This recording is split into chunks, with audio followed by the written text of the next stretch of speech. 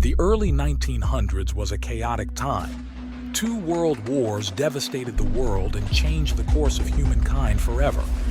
Despite the tens of millions of soldiers who fought and died during these conflicts, however, one man survived both, and the Titanic, serving well while doing so. Charles Lightoller was born in 1874 in Charles, Lancashire. By the age of 13, he was already an apprentice learning to sail ships after his mother died and his father abandoned him. He served on several ships until he joined the White Star Line Company in 1900. In March 1912, he was assigned as the second officer on the Titanic. On April 14th, the historic sinking of the Titanic occurred. Acting quickly to save as many lives as possible, Lightoller ordered lifeboats to be lowered to the left side of the boat. Working with 39 other crew members, he worked tirelessly for the next 3 hours to save as many as he could until forced to set up a collapsible lifeboat with other members of the crew in an attempt to survive. As they tried to launch the lifeboat, the water flooded the ship deck, pushing him under the surface and throwing him into the boiler room. However, the boiler exploded as a result of the seawater making contact with it, throwing him back to the surface and allowing him to barely survive by escaping on the collapsible lifeboat. As a result of his actions, 711 people out of the 2,200 on the Titanic survived. He was the highest-ranking crew member to make it out alive.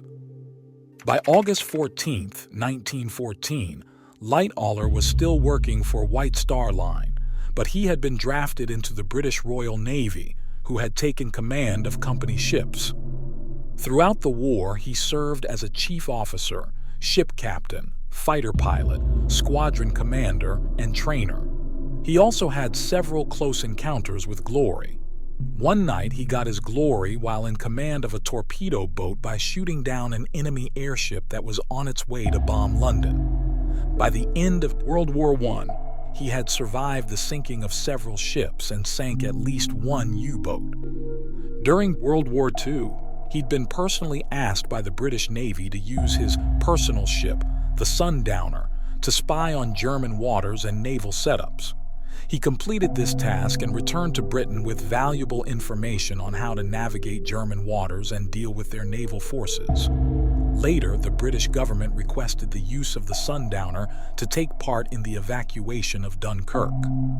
Despite being 66 years old, Lightoller demanded that he be allowed to captain the ship. This request was granted, and he set out with his son, Roger, and his friend. Though the ship had been damaged by several air attacks, he nonetheless managed to save 130 soldiers from the beaches of Dunkirk. Funnily enough, Lightoller's involvement in two historical moments causes him to be represented in two high-profile films. In James Cameron's Titanic, Lightoller was played by Jonathan Phillips and shown as panicking as the ship is going down, far from the calm and collected behavior he actually held in real life. Later, he was played by Mark Rylance in Christopher Nolan's Dunkirk. By the time of his death in 1952 from heart disease, Charles Lightoller had been many things: sailor, captain, soldier. But for those of us who look at him today, he's much more than those, a hero and a legend.